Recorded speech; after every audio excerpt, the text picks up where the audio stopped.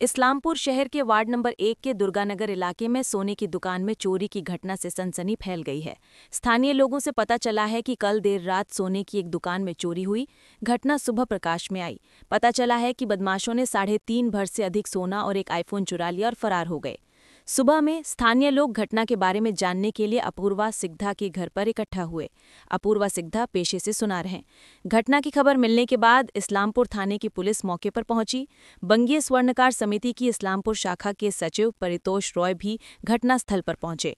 Police पूरी घटना की जांच शुरू कर दी है। কি বলবেন? কি বলবো, পূজার সময় এখন বাড়িতেও সব সময় হয়তো ঠিকমতো এরা ছিল না, তবে সবে নতুন বাড়ি করছে। এর বাড়ি তো আদি বাড়ি রামগঞ্জ। অল্প দিন হলো ইসলামপুরে সোনার দোকানে কাজ করে, নিজে একটা দোকান ভাড়া নিয়ে কাজ করে খাচ্ছে। তারপরে ইসলামপুরে যাতে মানে সোনার কাজ করে, যেহেতু আমাদের তো সব থেকে বেশি দোষ। এবার যাতায়াত করার অসুবিধার জন্যে এই আমবাগানে একটা জায়গা কিনে, দুর্গানগর এরিয়ায় জায়গা কিনে সবে বাড়িঘর তৈরি করতেছিল। এখনও বাড়ির দরজা জানলা সেইভাবে লাগানো হয়নি। তাই এই অবস্থায় সবে বাড়িঘর তৈরি করতেছে।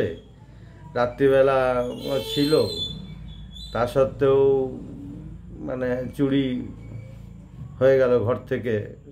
দুর্ঘটনা এটা, ওর জীবনে একটা বিরাট এফেক্ট হয়ে যাবে। বর্তমান যুগে আমাদের যা কাজ করি সেটুকুন তো ইনকাম করে আমরা ঘরেই রাখি, সেটুকুন নিয়ে যদি চলে যায় তাহলে তাদের পক্ষে খুব বিপজ্জনক।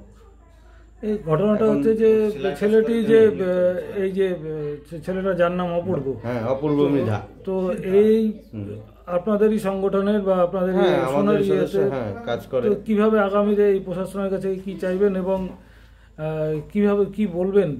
এত বড় একটা চুরির ঘটনা, তার একটা সংসারে ইফেক্ট করছে। প্রশাসনকে অবশ্যই মানে আমরা একটু চাপ বলবো যে যাতে যত তাড়াতাড়ি সম্ভব একটু ভালো করে তদন্ত করে যাতে উদ্ধার করা যায়। সংগঠনের পক্ষ থেকে আপনারা সংগঠনের পক্ষ থেকেও সাথে সাথে আইসি সাহেব এবং আমাদের যে টাউন বাবু আছে তাদের সঙ্গে আলোচনা করে যাতে এটা একটা উদ্ধার করার ব্যবস্থা করা যায়, সেটা অবশ্যই আমরা চেষ্টা করব এবং আমরা সেভাবে তোমার সঙ্গে আলোচনা করব। যাব থানায় যে বলবো। আমিও শুনে সাথে সাথে সকালবেলা আসলাম যে সত্যি তো ছেলেটা সবে দাঁড়াচ্ছে একটু একটু করে, সেই অবস্থায় যদি চুরি হয়ে যায় তাহলে তো কোমর ভেঙে যাবে। আপনার নাম? আমার নাম পরিতোষ রায়। স্বর্ণ ব্যবসায়ী শিল্পী, আমি বঙ্গীয় স্বর্ণ শিল্পী সমিতি ইসলামপুর শাখার সম্পাদক। আমরা তো আজকে সকালে জানতে পারলাম, ছেলে ফোন করলো যে বাবা এই ঘটনা বাড়িতে চুরি হয়ে গেছে, শুনেই আসলাম। তো আপনি ওনার বাবা হবেন? আমি আমার ছেলে। তো পুলিশ তো ঘটনাস্থলে আসলো, তো কি মনে হয়? এখন মোবাইলটা নিয়ে গেছে, মোবাইলটা ট্র্যাক করলে বোঝা যাবে যে কে নিয়ে গেল, কীভাবে। এখনো তো লিখিত অভিযোগ না কারোর উপরে অভিযোগ নেই। না বলছি থানায় এখনো তো লিখিত অভিযোগ করে না লিখিত অভিযোগ করে। হ্যাঁ, তো পুলিশ তো বলেছে নিশ্চয়ই যে লিখিত অভিযোগ একটা করতে, থানায় একটা অভিযোগ জানাতে বলেছে, তো লিখিত অভিযোগ করতে বলেছে, তো থানায় লিখিত অভিযোগ করতে বলেছে তো। হ্যাঁ। আচ্ছা, তো আপনার নাম? আমার নাম শ্যামল সিদ্ধা। আর উনি কি হবে? আমার ছেলে। এই ঘটনা আমাদের প্রশাসন তো স্বতঃস্ফূর্ত নাই।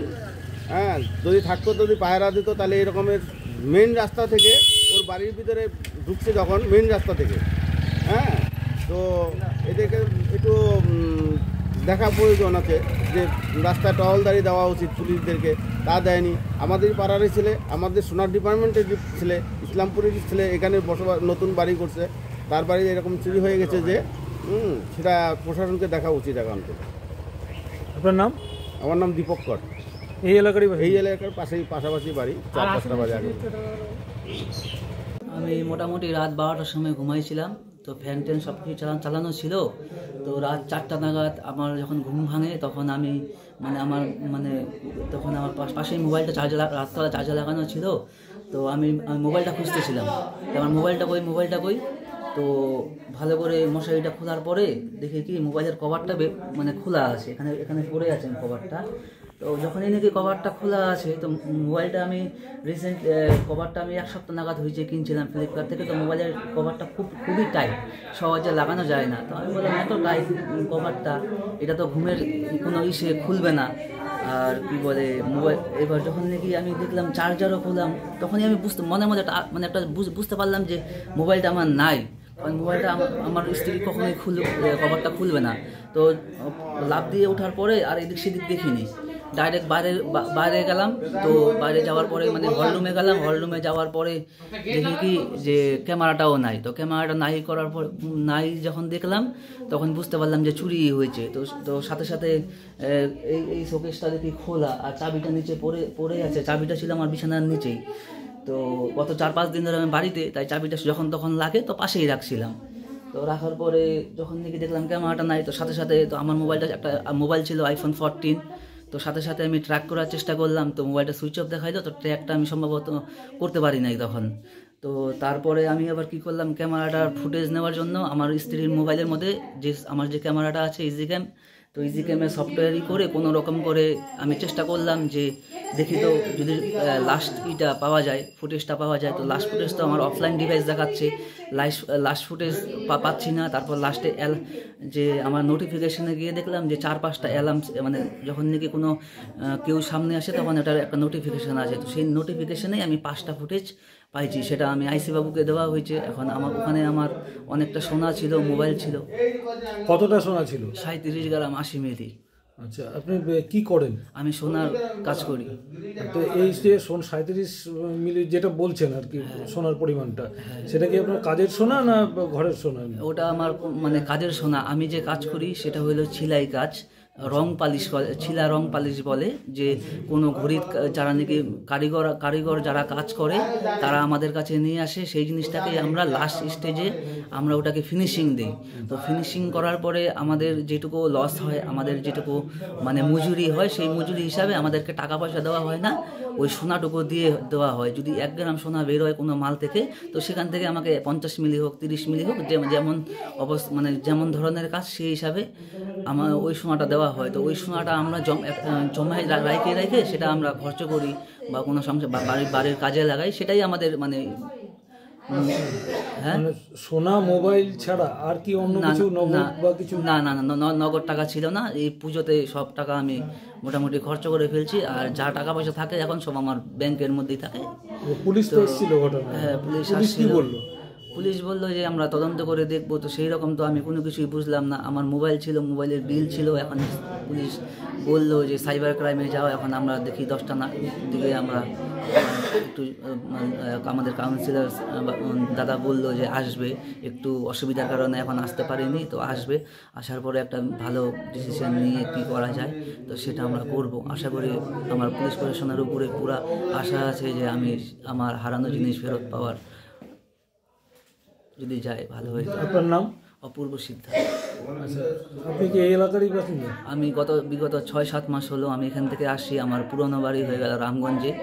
আমি এখানে থেকে ঘরটা বানাচ্ছিলাম। এর আগেও আমার বাড়ি থেকে একটা কল চুরি হয়ে যায়। তো সেই কল চুরির ভয়ে আমি এখানে চলে আসি। আমার বাড়ি এখনও কমপ্লিট হয়নি। তো এখানে আইসে যাতে লেবার মিস্ত্রি ঠিকঠাক মতো কাজ টাজ করে সেই হিসাবে আমরা দুজন থাকি।